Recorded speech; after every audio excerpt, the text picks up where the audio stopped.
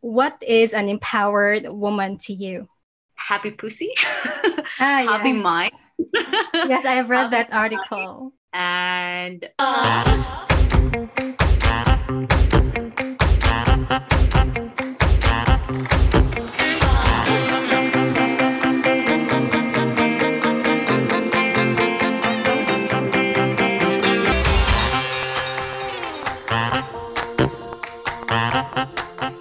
Hey there, Zesties! Welcome back to the Gleeful Talk Show, where we share zesty stories to cultivate the happiness and hero within.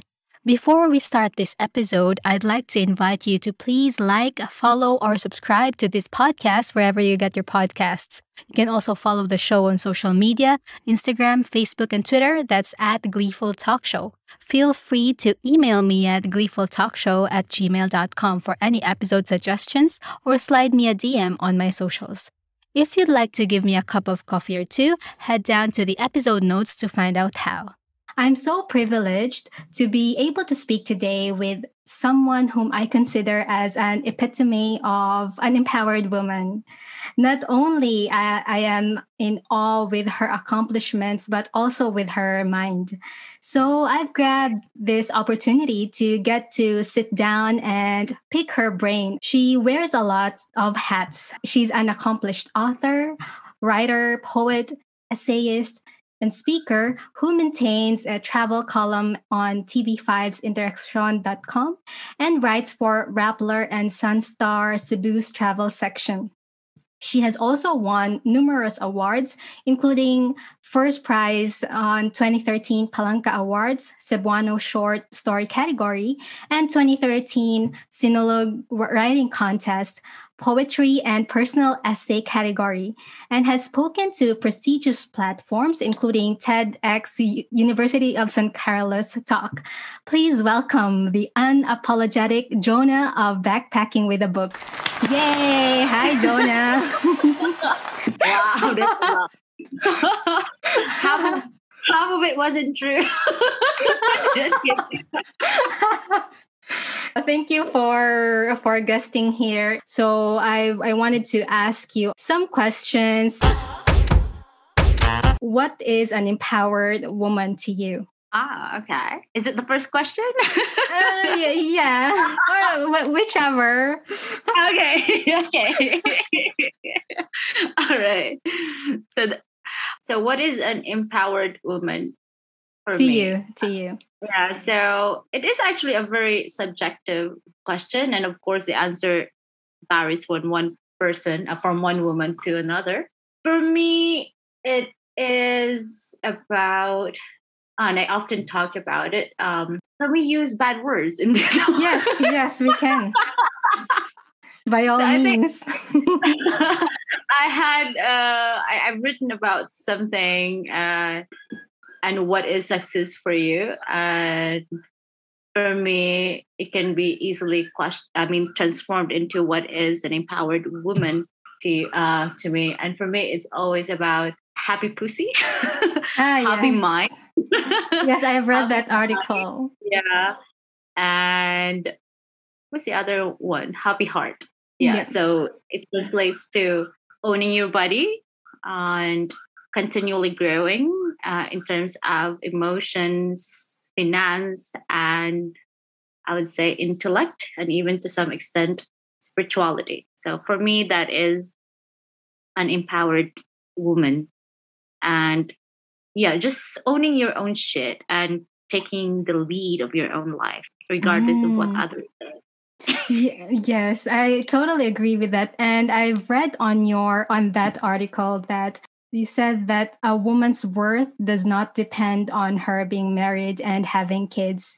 And yes, it totally resonated with me. But I feel like women feel undervalued if they are not married or if they don't have kids. Although it took me a while to discover this notion that it actually doesn't undervalue our worth. But do you think it's a factor of culture of this kind of mentality, or it's the society as a whole? Yeah, I would say that it is a byproduct of highly patriarchal society. It's not just in the Philippines where we come from. It's all over the world. Even Western women have been asked the same questions by their parents, by their relatives when they reach a certain age and they're still not married, or if they are married and they still don't have kids. So it is the problem of society as a whole,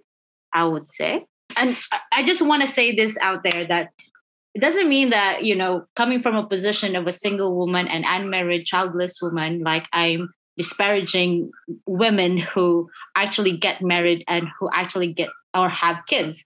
There's nothing wrong with those choices, but there's nothing wrong with my choice either. So it's just like respecting our choices and not insisting our set values to others. Yeah. Because I said, like, when you ask a single woman, like, hey, when are you getting married? A single woman would never ask, hey, why did you get married? Yeah.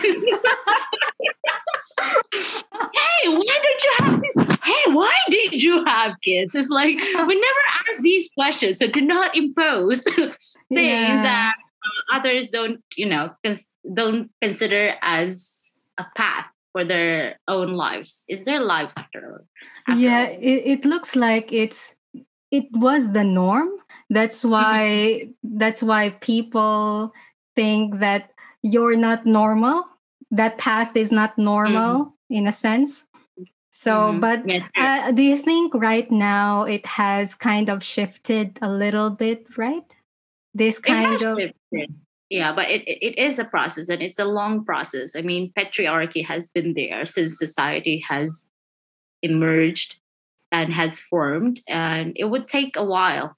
And of course, even though even the most empowered women or people out there would slip once in a while and would see themselves asking the same questions that they actually hated, because it's deeply rooted. It's like it's a system that we are fighting against, and that system is very, very old. So it's not an easy process it's not a process change. that happens overnight. Yeah. Because I'm married, but I don't have kids. And in a sense that I'm married, the family or maybe Filipino relatives would always ask me if I cook. And I'm not a good cook.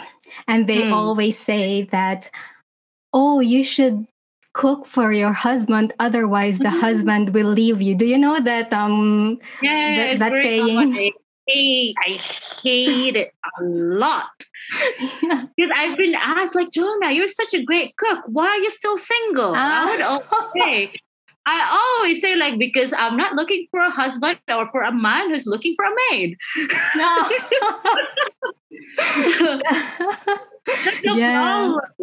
That's a problem, because cooking and cleaning, we see them as gender roles instead of adult skills.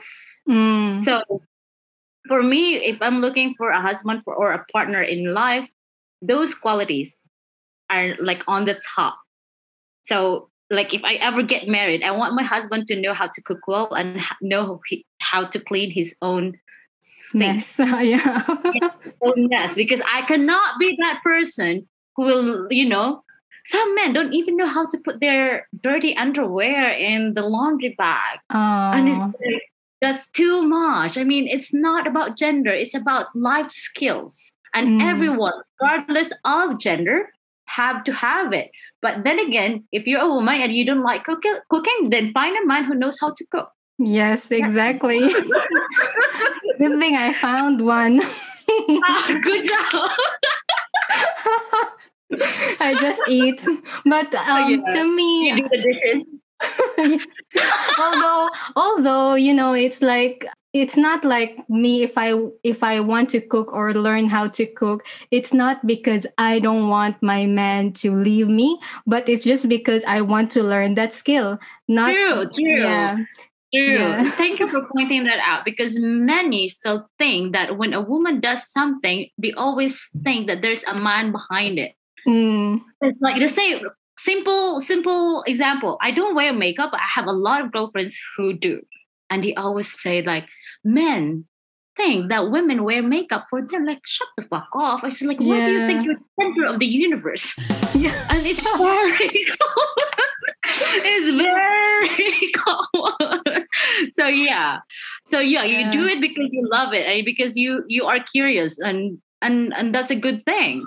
Speaking of women empowerment in our culture and in the Filipino culture, when did you discover this thinking? Because to me, it was kind of like I was a bit late in this arena, and I think it's maybe because I was just stuck in my little hometown. I don't know, but how is it for you? I think for me, reading plays a vital role. I've been an avid reader since I discovered the written word. I grew up in a very poor family and also in a very impoverished village. And I remembered, I think I was 8 or 9, that I discovered a very old Reader's Digest. And then that time, we got a Plan International Dictionary. It's a really thick one. It's like English, Tagalog, and Cebuano. And I learned that there are so many words and worlds that I don't really have an idea, or like I'm alien to them. And that's how it started, that the early cultivation of reading. And then when I was a uni student, my reading, because I studied in the city and I had more access to books, good books, and I encountered a lot of writers that resonated with me. And I would say that women writers have left a huge impact in how I live my life. So I think that's how it started. And also that's how I realized and noticed all these gender-based inequalities around me. So that we expect a lot from women, but less from men. Like we always say, like men are men, boys will be boys. But when it comes to girls, there are so many restrictions that we have to deal with starting from an early age. So yeah, I think it started with reading. And now that you've pointed out, like, there's this word, the word slut. So it's like the actual meaning is like really a woman who has casual sexual relationships with others, but there isn't any male equivalent. Yeah, there is a male equivalent, but it doesn't have the same stigma that women suffer from. For men, it's called man whore. Yeah, okay. But it's glorified. It's glorified. Like, oh, you can have as many women as you want, or you like, and that's like you are celebrated, you are glorified. But if you are a woman and you identify as a slut, it's like you're the most degrading human being out there. But I think it's high time for women to reclaim that word. Like if someone actually calls you a slut, you say, thank you. I own my body and I am having the best sexual experience there is. That's ashamed. Why not women own the term? I had this very anecdotal experience. The word was bitch, even though I've read recently that calling other women bitch is actually harmful. There was this colleague who was calling Siri to Google something for him. And I think the internet connection wasn't really good. And he was so annoyed that he called her bitch, like bitch. And I was like, we were next table with my girlfriend. So I said, yes, did you call me?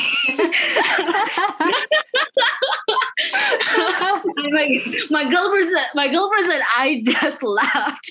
Yeah, because, women have to play an important role in reclaiming these words. If we are ashamed of such words and we ourselves put a stigma on ourselves, then no progress can be done. So if someone calls you a slut, say thank you. Yes, I'm having so much fun. So, Yeah. I mean, words are very political, and we can use them to fight against gender-based inequalities like this. So, yeah. Yeah, well said. And that's a very good point. That's like really reclaiming the words. I read somewhere, I'm not sure, but it was like in the social media that you shouldn't call, I don't know if you agree with this, like about the word human, because it's man. Does it have, do you think it's like people actually like do like the activists and stuff? So I don't know if you agree with it. Not really. It's the same with history and her story. Like history is called as such because, well, honestly, men are in the early age are the historians. No, I mean language evolve over time, and humans don't exclusively belong to men. And I mean, it's about humankind and humanity, and it's not. Well, I mean, it's still a work in progress. It's not just exclusive to the men population. But that's too much of a stretch, no? It's a stretch, right? When I read that, I was like, oh my God, like it's, I mean, to me, although words are powerful, but I mean, the meaning of the word anyway doesn't really just so mean men. If a woman is also from a word man, so instead of woman, what should we say? Yeah. Yeah. But also languages have, actually among the languages, English has the worst evolution. Many languages don't have gender. Take Cebuano, for example. Our pronouns don't have he or she. Ours is always neutral. So siya, like guapo siya. You know we're talking about a guy because there's guapo, which is a male adjective. So it's like he's handsome, guapa siya. She's beautiful. So in terms of language or linguistic evolution, English is actually very far behind from other languages because now they are pushing for gender neutral pronouns. Like if you don't know the person's gender and if you don't know what gender they identify with, it's now politically correct to say they instead of saying he or she. But we don't have that problem in Cebuano because ours is siya or sa, and that is inherently neutral. So that's why, damn Cebuano. Yeah. Yeah, I kind of saw that the Google Translate is kind of sexist. Of course, it's AI. It's still behind. Yeah. But also, maybe the one who programmed the AI is also very sexist. Yeah. Yeah. So, as I said, language is still very political. And sexism is a huge part of it. And if we equate cooking with female, then of course the translation will be a mess. And also cannot be trusted. I mean, Google's translation, like 80% of it sucks. So yeah. And now we move on to around the relationship area. So I'm just wondering what your thoughts on like women waiting for him to put a ring on it. That's like, like always the thinking, doing it indirectly for him to put a ring on it. Or what are your thoughts on that? With that, I say. I by the way, I have 2 sets of wedding rings already. Oh, 2 sets. Yeah. My simple answer, if you ask me personally, is like I don't wait for him. I buy my own. Yeah. I bought this. Oh, nice. Yeah. So, but it's personal. If a woman has no problem waiting for, I have problems with waiting. I'm so impatient. So, but if a woman has no problems with waiting, then let her wait. But if she cannot wait any further and she knows that they are meant together, then why not propose to him or ask him directly, hey, I want my ring. Where is it? Ah, nice. Yeah, I was like, what's your plan? If we are not aligned, we're not in the same page, and then break up. What's the point of Yeah. waiting for many years leading to nothing? Not really nothing. You will have life experiences, some beautiful memories, and at the end, yeah, it will go downhill. But yeah, if you're not ready for that, I mean, if he's not ready for that, then cut Why the wait, chase. right? Yeah. Yeah, why wait? Yeah. Because again, personally, one of the virtues that I don't have is patience. So maybe that's the reason why I get too set. So But that's a good one though. Like I think for me, if I wouldn't have been married, I would buy also a very nice engagement ring for myself. yeah, yeah. And also it's Very very nice, handy. no? Yeah. I love traveling alone. And when you're a woman and you're traveling alone, and it's like, oh, where's your boyfriend? Where's your husband? I was like, oh, I'm married. I just left him at home because I want to be alone right now. I don't want any men around me. So it's very useful. Yeah. Yeah.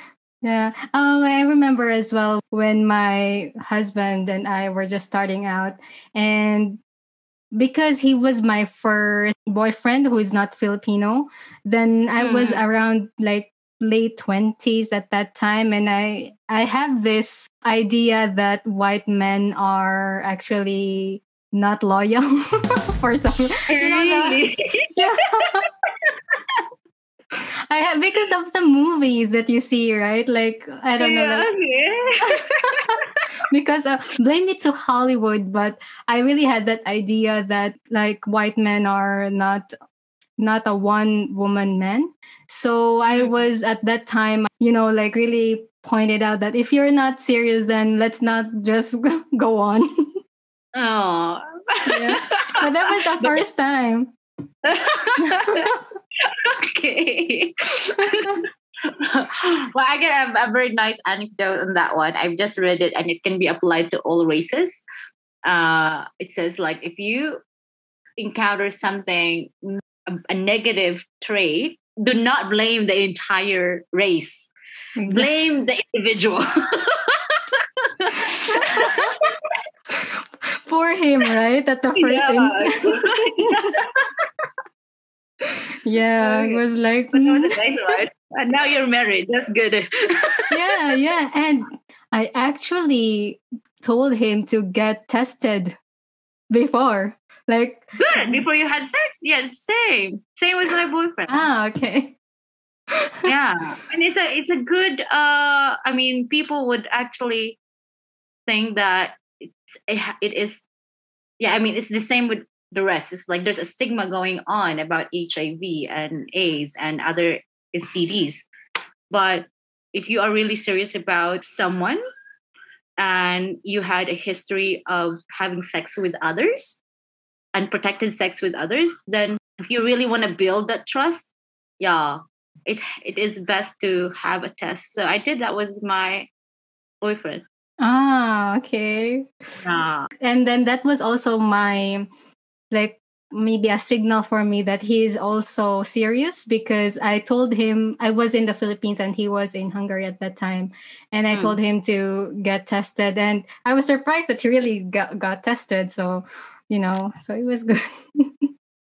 But you have to do it though every 6 months or every year. Oh, we didn't do that now. But I do in my own, like, Yeah, yeah, the yeah, yeah, woman yeah, thing, but yeah, yeah, yeah, yeah, I didn't ask him now. I should have asked yeah, him. yeah, yeah, yeah. But it's for, yeah, it's actually important, like for overall health. Yeah. Yes. What are other system and social injustices that you think hinders women fully utilizing their full potential?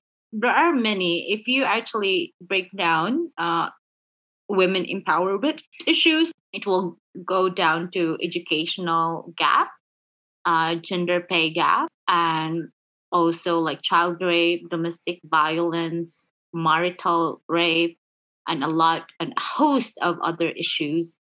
But yeah, I think I would focus on gender pay gap and educational gap. So it's like still, and it's not just Philippines, but many other developing countries, that if you are very poor and you have a daughter and a son, most likely you will choose a son for him to pursue his tertiary or high school and tertiary education, because at the back of your head as a parent, your daughter will end up as someone's wife, and it's the son's duty to look after his family, his parents.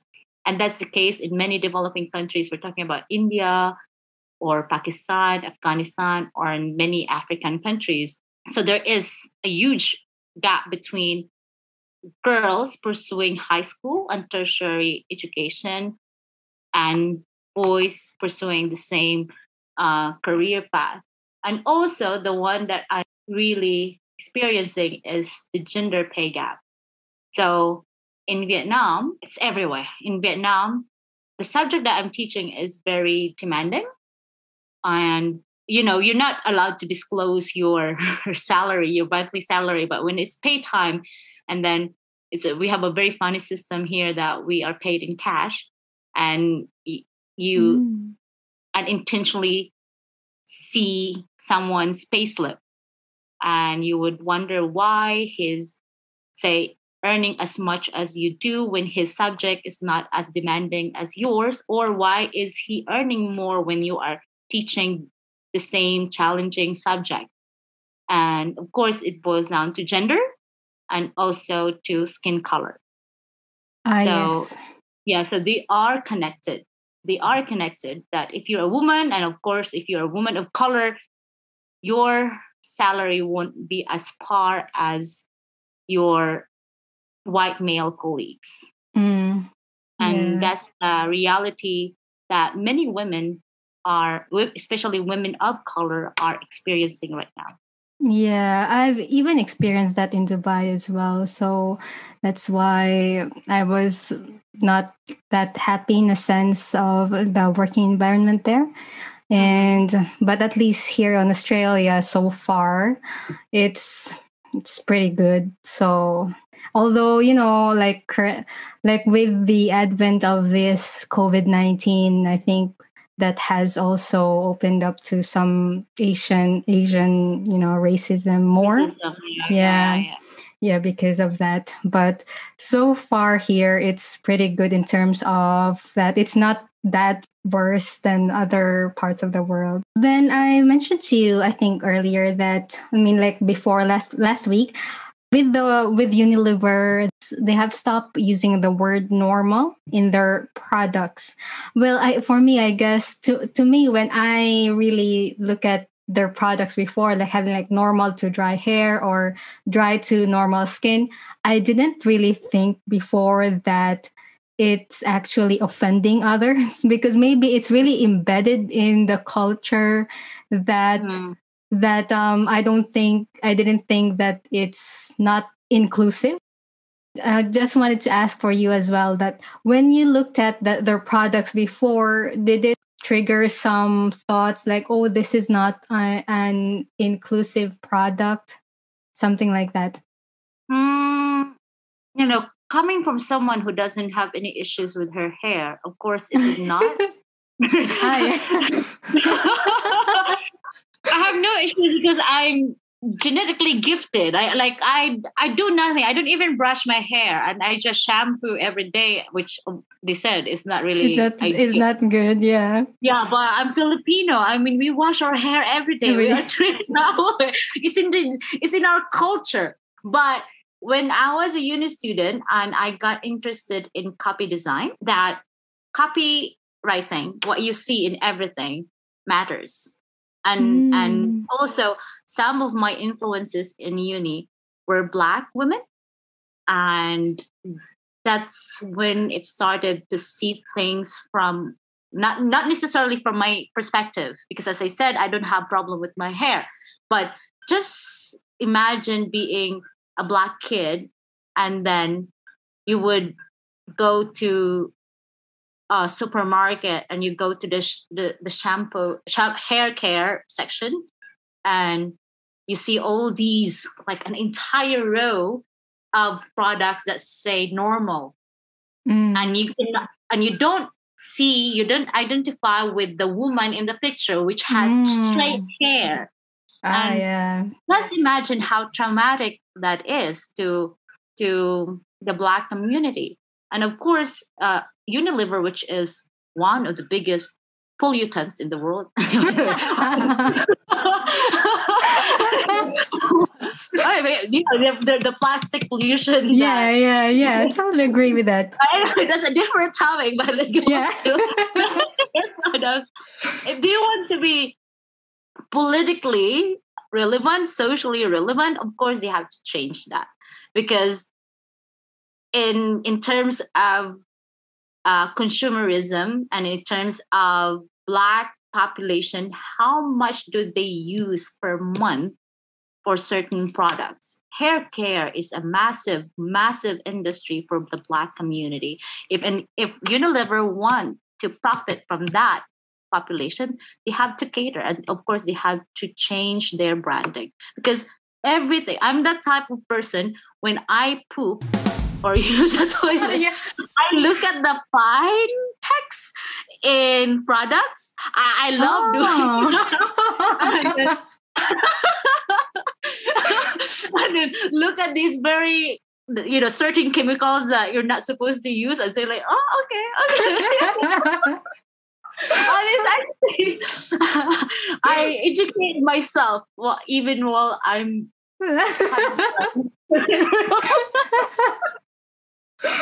well, that's a good idea. But I get what you mean now, because to me, maybe because, like as you said, like we didn't had issues with our hair or anything like that. That's why we didn't thought about it. But it's good now that brands are being more inclusive. However, I'm just thinking whether, because they've also changed now the skin. So I'm curious how it will turn out in the Philippines, because Philippines, the whitening products. The whitewashing there. It's crazy. I'm quite I don't know how it will play out there. Maybe they will still retain it because of the culture. Yeah, of the culture of, being whitewashed for years. I mean, our education system is white. McDonald's is white. We play basketball, and basketball courts are everywhere. It's so hard to whitewash a country that has a very long history of colonialism. And it's not just Philippines, it's all over Asia. Vietnam is a lot worse. Oh, really? Yeah. I mean, like, for example, in my case, I'm very dark. Even for a Filipino, I'm dark. For example, if you're Filipino and you're dark, it will be a lot harder to find jobs. If also it's a lot, if you're Black, you're at the bottom, really. The bottom of racism, there's always a Black man or person at the bottom. And it's everywhere. And of course, media and entertainment industry play a big role on that one. And it's still in the, like, deep in our psyche that we are inferior. And if we can personally do something to fight against this inferiority, then you have the need, especially if you're growing, like the need to do it. If you think that a brown person is not at par with a white person, then you do something like whitening your skin. To some extent, like when you reach a certain age, that you just do it because it makes you feel good.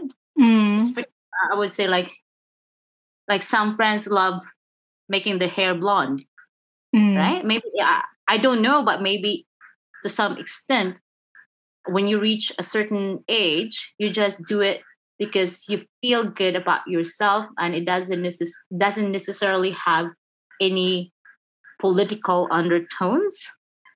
But I don't know. I don't really know the answer. So, but will whitewashing continue in the Philippines and in Vietnam? Yes, of course. That would go on forever. I mean, the foreseeable future. Another 50 years, maybe? Another 100 years, who knows? I will not be there anymore. I'll be dead. I just remember that in Netflix there are a lot of some Filipino movies, and my husband always says, "Why are these Filipino celebrities doesn't look like Filipino?" And even the Miss Universes, he said like it doesn't look Filipino. Like, why do they represent the Philippines? And I was just like laughing because, oh yeah, that's us. That's how it is there. Like, that's just how it is. But also it's troubling. Yeah, because from the very beginning, there's no such thing as Filipino, and we are mixed, and that's makes us Filipino. I mean, Malay. We had the Malay blood, Chinese, then Hispanic, and then American. And if we actually do a DNA test of ourselves, a mixture of everything. But of course, like the ones in missing, and also I have a problem with them. But then they are not really. We cannot really say that they're not Filipino. How? But then again, I would say like most Miss Universe don't really, like all these beauty pageants, don't really show the real essence of a woman. Because I mean, if the real essence of a woman is long-legged, very skinny, big boobs, those beautiful bouncy hair, then 90% or 95% of the women population will not make it into the cut. I mean, it's pretty much like Instagram. It's a curation of a certain image. And of course, what should we do actually is demolish all those beauty pageants. A lot of Filipinos will cry. yeah. It's like it's a sporting event already. Like, it's like it's either for Filipinos it's like boxing or beauty pageant. Yeah, true. And also I'm not a huge fan of those pageants, but I like the wit and the puns that come after, those comments trolling in, making fun of their answers, making fun of their gowns. I really like it's quite funny, and like especially when the Pia words back time that there was this mistake in the announcement, those memes, it's very funny. Yeah, true. And we are grammar Nazis as well. Yeah. It was I remember also just recently. Major one. Mm-hmm. Yeah. Major. I think because Filipinos we don't really, it's not our native language, English, so we really try to learn the grammar, and that's why every wrong grammar is like always being nitpicked. Yeah, true. That's true. Which is actually sad because our in the Philippines, I think it's only in the Philippines that we value English so much that and also accent. If you don't sound Filipino, you are smart. Like, yeah. I actually, I didn't like that part as well. Like because in the Philippines, if you talk very good English, like just like me, and maybe a different accent, not like the regular like Filipino the call center accent. The call center accent. Yeah. So it's like you're regarded as like not smart or not sophisticated or something. Yeah, true. Yeah. Which is but it's actually also prevalent all over the world anyway, the accent. Yeah, but accents are here forever. I mean, if you're an American, you can't tell who's from Texas and who's from North Carolina.